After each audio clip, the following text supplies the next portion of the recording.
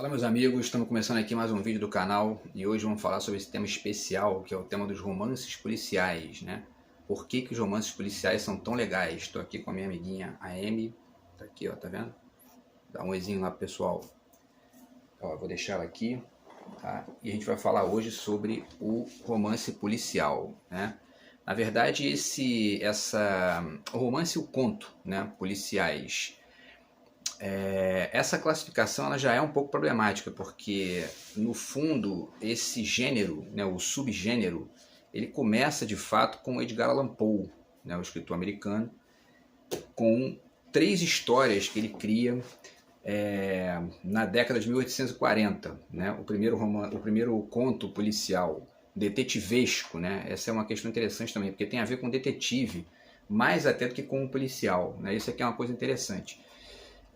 Mas o que ficou mesmo foi essa classificação, né, de maneira mais ampla de romance policial, né?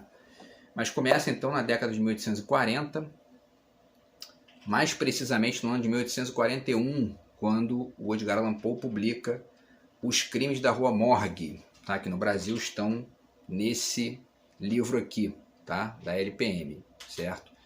Depois, em 1842 e 43, ele publica esse trabalho aqui, que é O Mistério de Mary Roget, tá? Que é uma história bem interessante, porque o Edgar Allan Poe ele acompanhou as investigações através da imprensa de um crime cometido contra uma mulher, cujo nome era Mary Rogers, né? E aí ele cria uma história e denomina a personagem de Mary Roget, em francês, né? E vai, através do seu personagem, que é o Dupin, né? Que é o primeiro grande detetive, o primeiro grande investigador desse gênero, vai investigando o caso, né? E ele aponta várias situações ali que depois foram comprovadas, né? Sem ter visto a cena do crime, né? E sem ter participado diretamente das investigações, né? Quer dizer, então através da literatura ele apresentou uma leitura interessante ali da história, né? Então essa é a segunda história do Dupin, né? O Mistério de Mary Roget. E tem a terceira, que é a Carta Roubada, que também está nesse livro aqui, Histórias Extraordinárias, tá? Que é a terceira aventura do Dupin, tá? Então essa trilogia do Dupin aí é a que lança esse gênero, né, na história. E aí, evidentemente que o gênero vai caminhando, né, e vai ganhando outras construções nessa história. E a gente vai falar um pouquinho também de alguns aspectos que são específicos do romance policial, do conto policial, né, para poder chegar no século XX e falar dos autores que todo mundo conhece, né, que é o Conan Doyle, do Sherlock Holmes, e a Agatha Christie, né, que também é muito conhecida, tá? Tem um aspecto interessante que é levantado aqui nesse livro pelo David Lodge, né, que é a arte da ficção, tá? Que é a questão do suspense, né? O suspense é uma característica muito específica do romance policial, do conto policial, e essa ideia do suspense ela é interessante, porque o que significa exatamente isso, né? Ele chama atenção para a questão das perguntas aqui, né? Quer dizer, o escritor, o personagem, né, lança perguntas, né, que ficam em suspenso, daí o nome suspense, né? Ou seja, não são respondidas de imediato e você vai acompanhando o processo de investigação ao longo do livro, né? Então isso aqui, estou de olho nelas aqui que elas estão no fio. Mas enfim, então, e aí esse processo de suspensão, né, ele é o que sustenta essa história, é o que sustenta o gênero do conto policial, do conto de detetive. Quer dizer, as perguntas que são lançadas e vão sendo... Porque uma das questões interessantes ligadas à ideia do suspense é justamente essa coisa de atrasar, né? Quer dizer, você lança uma situação qualquer, um contexto qualquer, uma conexão entre os personagens, um crime, etc. e tal, e você vai diminuindo a velocidade da descrição, estendendo mais a incerteza em relação à solução ou não do mistério, né? E essa ideia de mistério também tem muito a ver com o que é o conto policial. Então o David Lodge aqui ele fala de vários autores, né? Esse livro aqui, A Arte da Ficção, ele é muito interessante, é uma dica bacana para vocês também.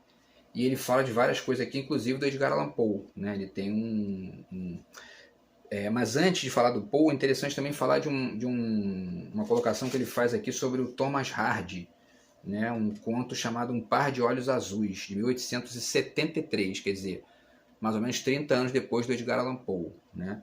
E aí ele vai falando aqui sobre essa questão do suspense, né? De sustentar a inconclusão da história e tal.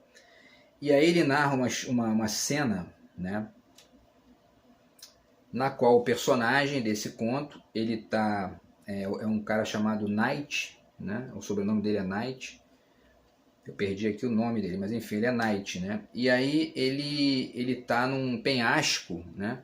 E de repente ele escorrega e fica preso ali no penhasco e você fica sem saber, né? Se ele vai cair ou se ele vai se salvar. E as descrições que ele vai fazendo são bem características desse tipo de narrativa que busca prender o leitor e sustentar o suspense, né? Uma situação de risco, de perigo ou meramente um enigma, né? Um mistério que está ali em jogo e que vai sendo estendido pelo escritor ao máximo para deixar você naquela situação de angústia. Na verdade, todas as histórias do Edgar Allan Poe, né, ou a maioria das histórias do Edgar Allan Poe, em maior ou menor medida, carregam essa tendência narrativa, né, esse tipo de estratégia narrativa, né, de estender ali a descrição das coisas para você ficar preso e esperando a solução da questão, né? E aí, né, por acaso eu estou lendo o romance quem me acompanha no Facebook, né, sabe que eu estou lendo o romance do Jefferson Tenório, O Avesso da Pele, está aqui, né? E tem uma descrição aqui nas páginas 56 e 57, uma cena na qual duas meninas estão num penhasco, estão subindo uma floresta e tal, né? E também tem uma cena parecida, que a menina tenta subir, não consegue, fica ali, né, e a outra não sabe se ela caiu ou se não caiu. Também é uma cena de suspense aqui que dura 2 páginas e que tem esse formato, né, do suspense também. Tá? Outro livro interessante que também fala sobre isso é esse guia de leitura, tá? Os 100 autores que você precisa ler. Tem textos aqui sobre vários escritores desse gênero, né? E inclusive o Edgar Allan Poe, né? Tá aqui na página 63 e 64, né? Ele fala sobre o Edgar Allan Poe e fala que o Edgar Allan Poe é o fundador da moderna narrativa de ficção científica e do conto policial detetivesco, né? Então, quer dizer, existe essa conexão. E é interessante falar disso, né? Tem um outro texto aqui que ele fala também, que a gente vai chegar. É interessante falar disso por quê? Porque existe o Edgar Allan Poe, ele é considerado o criador do conto detetivesco e também do conto de ficção científica, de certa forma. Porque ele, ao mesmo tempo que faz ele constrói essas narrativas de enigmas, né? Ele também articula com esse enigma uma lógica de investigação, né? Então é interessante, por exemplo, citar aqui nesse contexto, vou até pegar para vocês observarem, o livro do Carl Sagan, né? O Mundo Assombrado pelos Demônios, né? Que é um livro no qual o Carl Sagan fala basicamente sobre esse... Ó, ela tá aqui já no fio, deixa eu tirar aqui. Então, peraí, vamos lá. Vai lá, para você deixar eu terminar aqui. Então, voltando. Ele fala aqui em alguns trechos do método científico, né? E, por exemplo, na página 208, ele fala das ferramentas do ceticismo, né? O Carl Sagan. E aí ele diz que uma das ferramentas do ceticismo é, sempre que possível, deve haver confirmação independente dos fatos primários, né? Os argumentos de autoridade têm pouca importância, né? Quer dizer, o mais importante é perceber as pistas que estão ali em jogo, quando você está fazendo uma avaliação sobre alguma coisa, né?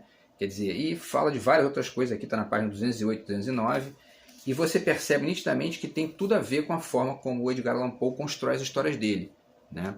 Então, quer dizer, vários contos do Poe, não só esses contos do Dupin especificamente, mas vários, né? Eu falei outro dia aqui sobre o conto dele do Maelstrom, né? Que é aquele redemoinho, e ele vai descrevendo a coisa, né? De forma científica mesmo, né? Enfim, você percebe muito isso, quer dizer, essa conexão entre ciência e literatura é constante no romance policial, tá? E é interessante também falar disso porque o Borges, por exemplo, é bacana você perceber como as perspectivas são várias, né? E cada autor vai dando a sua contribuição para a gente entender melhor o gênero.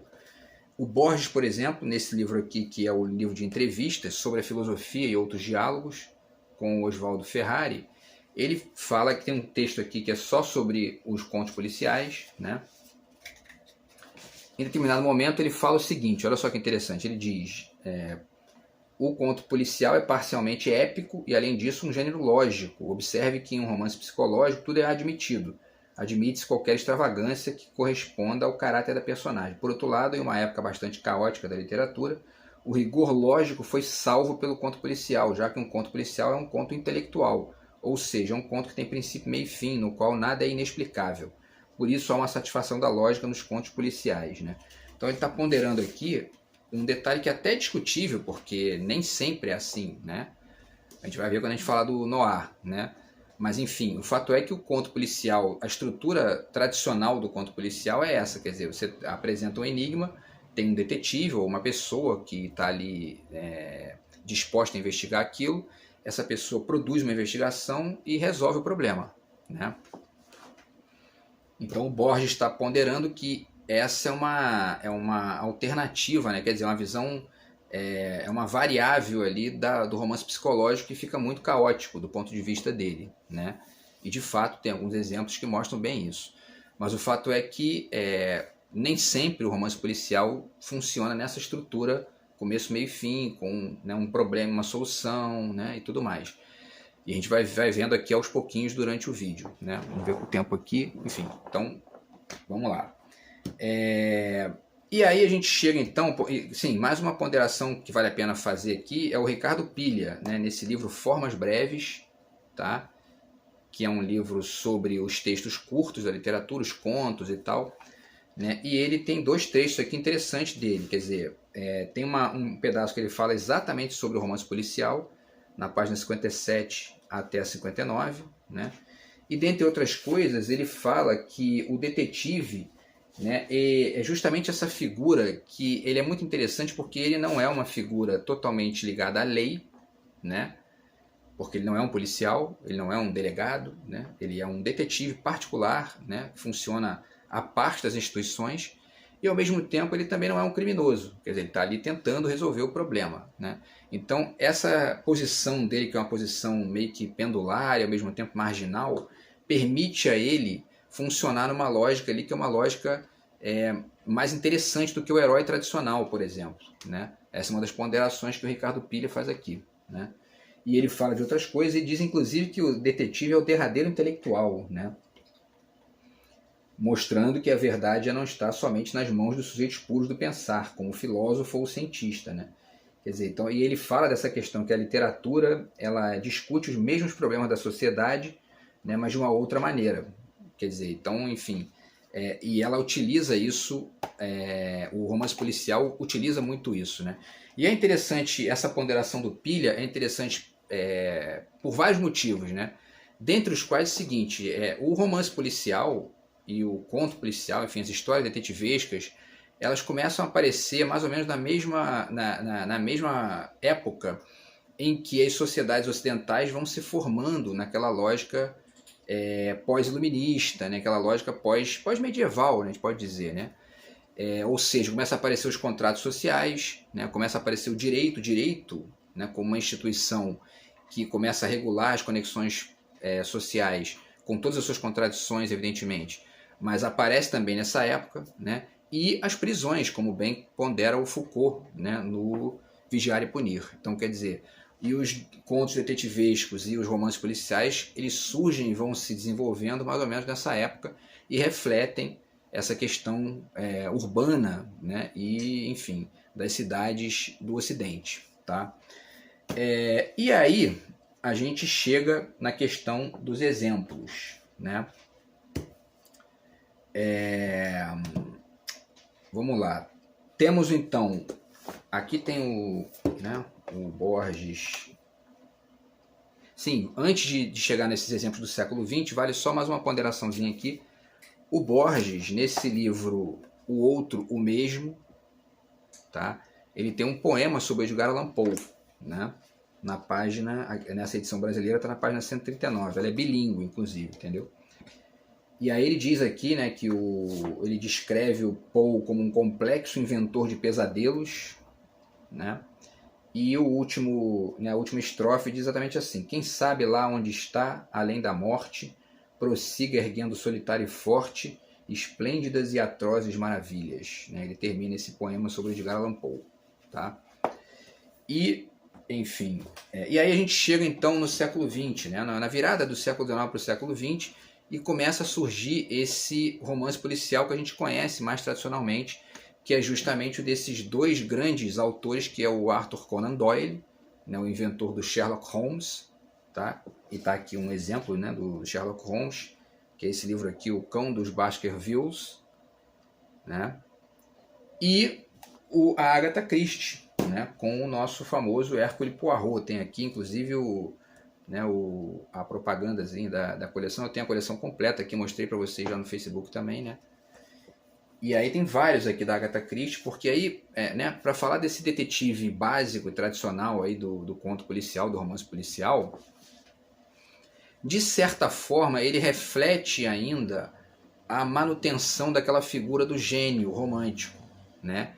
Que é aquela figura que resolve todos os problemas, é um grande intelectual ali da questão, né? É o grande sabe-tudo daquela história, e é o responsável por solucionar os mistérios, né? Desvendar os enigmas, resolver ali os paradoxos que estão em jogo, né? As contradições dos suspeitos, né? Os mistérios que estão ali, né?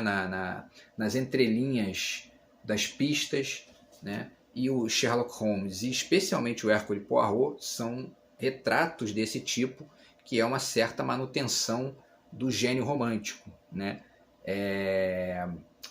Materializado ali nesses personagens, tá? Então aí tem vários aqui. A Agatha Christie eu tenho todos, né? A Agatha Christie tem dois personagens que funcionam nessa lógica, dos dois principais, né, na verdade. Tem outros, mas os dois principais são o Hercule Poirot, detetive belga, né? Que inclusive tem aquele chavão, né, das células cinzentas, né, que ele usa para poder resolver os crimes, né? E a Miss Marple, né, que é uma senhorinha que mora numa cidade chamada St. Mary Mead, e aí ela também é uma investigadora, né, mas ela não é uma investigadora do mesmo tipo do Poirot e, enfim, do Sherlock Holmes. Ela é uma figura, né, civil mesmo, né, totalmente civil, e funciona ali tentando resolver os problemas a partir da sua perspicácia, né, dessa lógica de investigação que é a lógica do cientista, que é a lógica do filósofo, que é a lógica, né, do detetive, tá? Então tem vários aqui, né? O caso dos 10 negrinhos. Esse aqui, na verdade, é um livro da Agatha Christie, mas não é o Poirot, né? Mas é o meu preferido, por isso que eu estou mostrando para vocês aqui, tá? Tem também...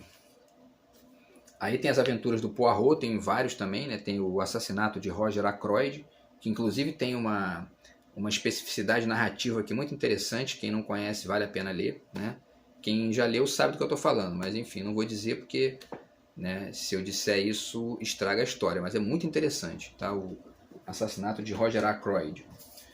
Esse aqui, parece que é o mais famoso dela, né? O Assassinato no Expresso do Oriente, que já virou filme aí, né?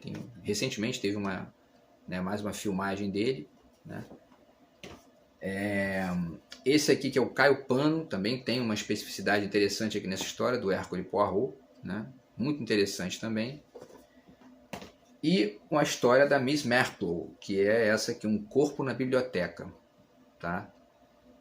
Então todos esses aí seguem como dicas para vocês. Então tem essa estrutura, né, do personagem que tem a ver com a figura do gênio romântico, né? Aquele personagem que não deixa de ser um herói do ponto de vista mais amplo, né? Ele não é um herói tradicional, aquele herói, né, que é o defensor da lei e tal, porque ele está numa lógica ali, como o Ricardo Pilha pondera, que é uma lógica meio é uma lógica subterrânea, porém ele carrega essa carga, né, do gênio romântico de solucionar todos os mistérios, resolver todos os problemas, responder todas as questões, né, enfim. E aí, o que altera essa lógica? É justamente o surgimento do conto noir, né, do romance policial noir. E existem dois personagens, né? Sim, vale, antes de falar do Noir, também tem outro, né, outro escritor muito famoso também desse mesmo tipo, ainda que nesse caso ele seja uma certa mescla, né? É o Simenon, né? Tá aqui a primeira investigação de Magritte, né? Que também é um escritor de romance policial, né? Então, o romance policial noir ele surge nos Estados Unidos, né? Com o Dashiell Hammett e o Raymond Chandler, né? O Dashiell Hammett, o livro mais conhecido dele é o Falcão Maltês, né? Eu já li, mas eu não tenho ele aqui físico, eu tenho ele só em PDF, né? Do Raymond Chandler eu tenho esse aqui, né? Que é um livro de contos chamado A Porta de Bronze e Outros Contos, tá? Que eu não li ainda também, mas está na lista, né? Então, e esse tipo do noir, né? Essa palavra noir ela é francesa, né? Tem a ver com negro, né? Ou seja, com esse aspecto mais noturno, sombrio, né? Que é mais os elementos da história estão sempre escondidos, né? Sempre, né? E ele funciona numa lógica de submundo também, né? Então tem a ver com essa coisa de pouca iluminação, e tudo mais, né? E tem a ver também com o quê? Com a lógica dos Estados Unidos, especificamente. Né? Você percebe nitidamente que existe uma diferença entre o tipo de literatura do Conan Doyle e da Agatha Christie, que tem que carrega uma atmosfera mais londrina, né? Mais inglesa, e o conto noir já tem aquela atmosfera mais dos Estados Unidos mesmo, né? E representa um tipo de sociedade ali diferente, quer dizer, baseada em máfia, baseada numa coisa radicalmente, né? Os Estados Unidos passava por uma crise naquela época, na década de 20, né? Que era uma crise, enfim, muita gente desempregada, né? Aquela coisa de um vale tudo, cada um por si, né? E isso gerava uma lógica muito caótica que acabou se refletindo nessas histórias noir, né?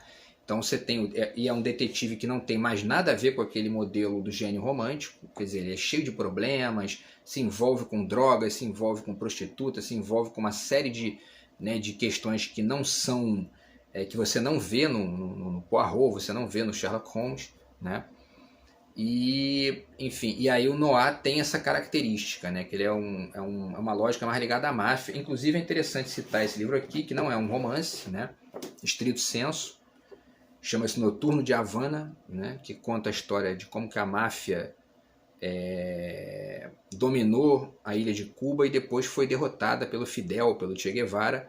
Mas enfim, esse livro aqui é um livro jornalístico, né, histórico também, mas ele descreve bastante aqui elementos da máfia americana da época, né, da máfia de Chicago, que foi para Cuba, porque nos Estados Unidos havia lei seca, eles foram para Cuba para poder tentar fazer, né, enfim, não só os cassinos e tal, a prostituição, drogas, mas também a exploração das pessoas ali, porque não podiam fazer nos Estados Unidos, né? Então aqui você tem um pouco a ideia do tipo de atmosfera que existia na época em que o romance noir se desenvolve. Aqui, esse livro narra a década de 50, mas enfim, aquilo ali é mais uma espécie de uma continuação, né, daquela atmosfera da década de 20, 30 e 40. Tá? E, enfim, e aí a gente chega, né, sim, tem mais um detalhe aqui, esse livro aqui, voltando, né, o Guia de Leitura, né, dos 100 Autores, ele também tem um capítulo sobre o Raymond Chandler, né, com várias ponderações interessantes aqui, né, enfim, sobre até mesmo um certo cinismo que a gente pode inclusive entender de um ponto de vista filosófico como uma espécie de alternativa de comportamento à queda da estrutura do gênio, né? Quer dizer, o detetive do noir ele é mais cínico do que um Poirot, por exemplo, que é mais empedernido, né? Mais cheio de certeza das suas habilidades intelectuais, né? Então, enfim, essas são diferenças, né? São dois estilos, né? Nenhum é melhor do que o outro, ou pior do que o outro. Eles refletem realidades diferentes ali, contextos diferentes, né? Eu gosto muito do Poirot porque ele tem essa coisa de, né, apesar de ter realmente esse resquício aí de uma linearidade muito específica, né? Por outro lado, ele tem um exercício das células cinzentas que eu acho interessante, que remete ao trabalho do filósofo e remete inclusive a algo que a gente tem que fazer no dia a dia, né, para poder compreender as coisas melhor, né?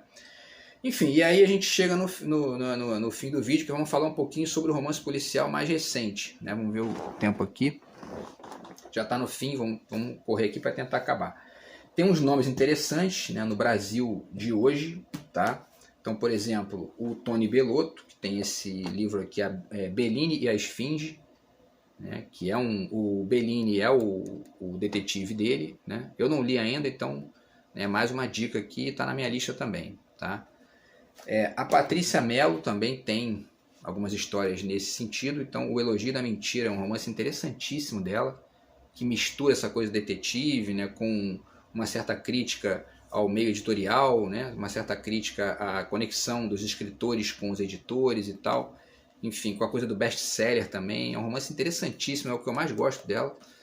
E, enfim, tem a ver também, E também, esse tipo de livro, né, caracteriza uma outra época em que essas duas estruturas, tanto a do Noir quanto a do Poirot, por exemplo, né, que é do conto policial, do romance policial mais tradicional, elas estão o tempo todo misturadas, né? Existe esse aspecto de uma certa tentativa de resolver os enigmas, mas também existe uma incompletude que está em jogo. Olha só, olha quem está aqui atrás, ó. Olha lá. Então, existe uma certa incompletude em jogo também, né? Que, enfim, que acaba comparecendo e que é muito contemporânea também, né? Então, enfim, a Patrícia Mello também tem essa história, né? Aqui, ó, essa aqui, ó, a Hannah aqui. E tem, para finalizar aqui no Brasil, o Jô Soares, né? O Xangô de Baker Street está aqui, né? É uma paródia que ele cria, né? Usando o Sherlock Holmes e o Watson, né? Eles vêm para o Brasil para resolver. Inclusive o Sherlock Holmes é português, né? E ele vem para o Brasil resolver um mistério aqui ligado ao Stradivarius, aquele violino, né? E, enfim, a história é comédia, né? Tem uma mescla de história ali, né? Tem aspectos históricos do Brasil da época e tal.